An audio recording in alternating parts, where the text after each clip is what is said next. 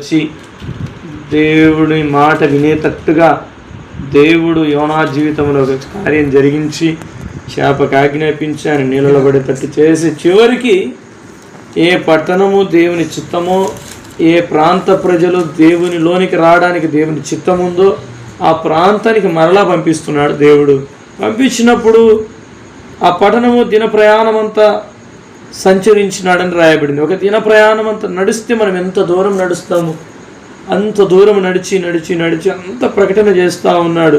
ఇక 40 దినములకు ఇంకా నాశనం అయిపోతుంది ఈ పట్టణం, 40 దినములకు ఇంకా నాశనం అయిపోతుందని ప్రకటన చేశాడు. ఇప్పుడు ప్రకటన చేసినప్పుడు ప్రజలందరూ విన్నారండి. ప్రజలందరూ విన్న తర్వాత వారి హృదయంలో గొప్ప మార్పు, వారి యొక్క ఆలోచన, అందరు ఆలోచన చేస్తూ ఉన్నారు. ఇక ఈయన ఎవరో వచ్చాడు, వచ్చి మనకు ప్రకటన చేస్తూ ఉన్నాడు, ఇది నిజంగా వాస్తవమే కదా అని అందరూ నమ్మారు. అంటే 40 దినాలకు నాశనం అయిపోతుందంట. అయితే మనం ఇప్పుడు ఏం చేయాలి అందరూ ఆలోచన చేయడం ప్రారంభించారు. అందరూ ఆలోచన ఎట్లా చేశారంటే ప్రియులారా, చదవండి ఆ మాట, నేను జ్ఞాపకం చేస్తాను. 9వ వాక్యం చదవండి. మనుషులందరూ తమ దుర్మార్గములను విడిచి తాము చేయు బలాత్కారం మానివేయవలెను. మనుషులేమి పశువులేమి సమస్తమును గోనె పట్ట కట్టుకొనవలెను. జనులు మనస్పూర్వకంగా దేవుణ్ణి వేడుకొనవలెనని దూతలు నినివే పట్టణంలో చాటించి ఈరోజు 2 ప్రకటనలు ఆ పట్టణాన్ని చుట్టుముట్టాయి. ఒకటి ప్రకటన నాశనం అయిపోతుంది 40 దినాలకని ఒక ప్రకటన. మరొక ప్రకటన ఏమిటంటే మనస్పూర్వకంగా జనులు కానీ పశువులు కానీ ప్రియులారా, ఈరోజు మనుషులేమో దుర్మార్గమును విడచాలి, ఇంకా బలాత్కారము మానివేయాలి, ఇంకా పశువులు కానీ ఇవన్నీ కూడా మేత వేయకూడదు, నీళ్లు దాపకూడదు. ఇంకా అసలు ఈ పట్టణం మొత్తము కూడా ప్రజలు కానీ జంతువులు కానీ పక్షులు కానీ మొత్తము కూడా అందరికీ అని ప్రియులారా దూతలు పట్టణంలో ప్రకటన చేస్తూ ఉన్నారు. అంటే ఇప్పుడు ప్రకటన చేసే స్థితికి వచ్చారు. అంటే వాళ్ళందరూ దేవుని మాటలు విన్నట్టా లేదా? అందరూ విన్నట్టు. నీళ్లు ఎవరే కానీ పశువులకు నీళ్లు పెట్టలేదంటే వాళ్ళకు దేవుని మాట ఎంత లోతులోనికి వాళ్ళు తీసుకున్నారో చూడండి.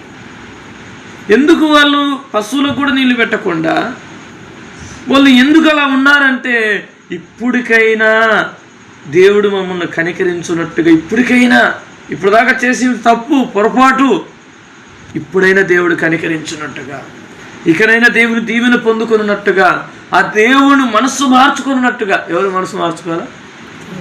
దేవుడు మనసు మార్చుకున్నట్టుగా ఆయన హృదయం కరిగింప చేద్దాము.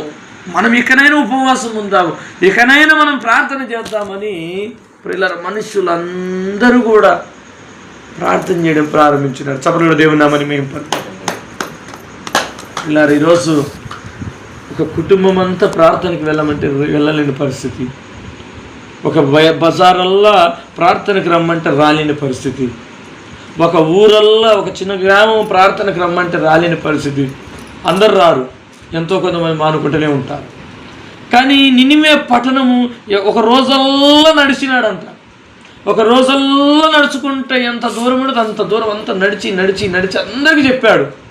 అయితే పట్టణంలో ఒక్కరు కూడా అశ్రద్ధ వహించకుండా, నిర్లక్ష్యం చేయకుండా పట్టణ ప్రజలందరూ కూడా దేవుని మాట విన్నారు. చప్పలు కూడా దేవుని నామమున మీకు.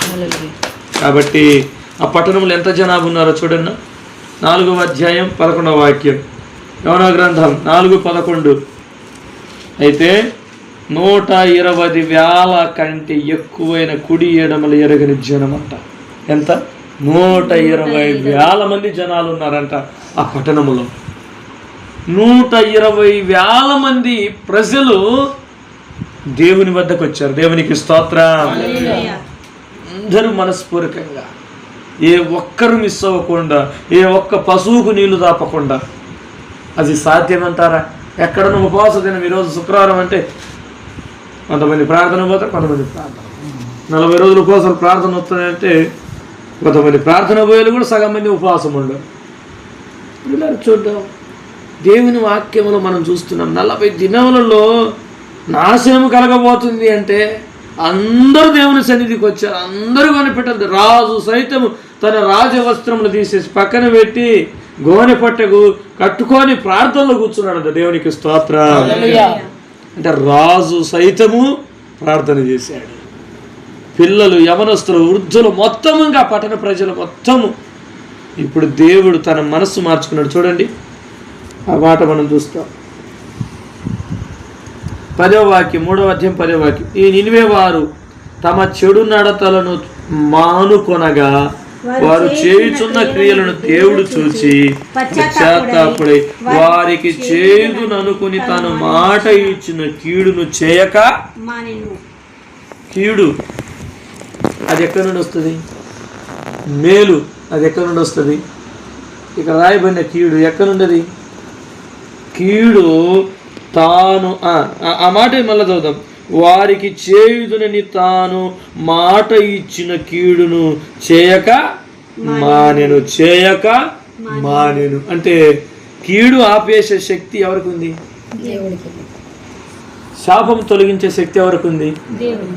దోషం తొలగించే శక్తి ఎవరికి ఉంది? అద్భుతం చేసే శక్తి ఎవరికి ఉంది?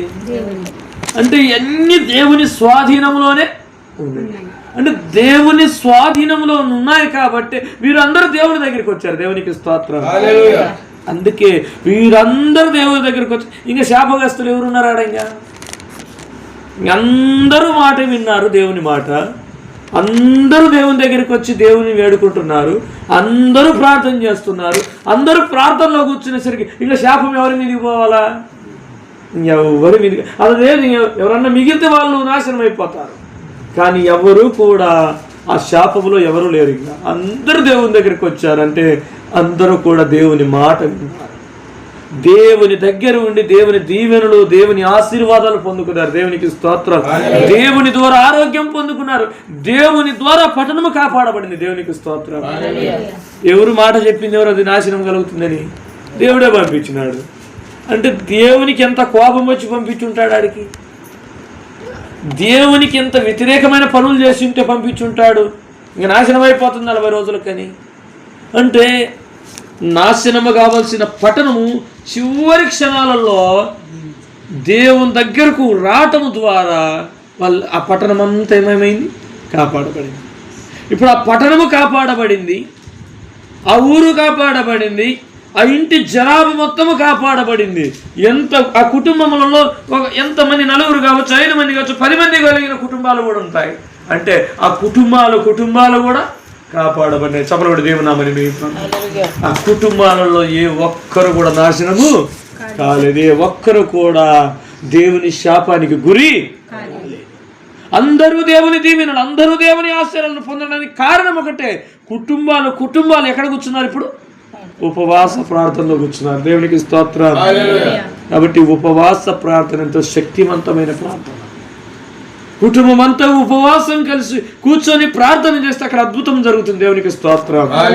కాబట్టి మనము ఉపవాస ప్రార్థనను మనం నిర్లక్ష్యము చేయకూడదు. కుటుంబ ప్రార్థనను మనం నిర్లక్ష్యం చేయకూడదు. కాబట్టి కుటుంబ సమేతంగా కూర్చొని చేసే ప్రార్థన అది బలమైన కార్యమును చూస్తాం. దేవునికి స్తోత్రం. కాబట్టి మానక కుటుంబ ప్రార్థనలు పెట్టుకోవాలి. మానక ప్రార్థనలు ఎప్పుడైతే మనం చేస్తామో, ఈ ప్రార్థన ఎందుకంటే మన మీద ఉన్న శాపము తొలగిపోవటం కోసం, మన మీద ఉన్న కీడు తొలగిపోవడం కోసం. ఎప్పుడైతే కలిసి ప్రార్థన చేస్తారో అప్పుడు బలమైన కార్యములు మనం చూస్తాం. దేవునికి స్తోత్రం.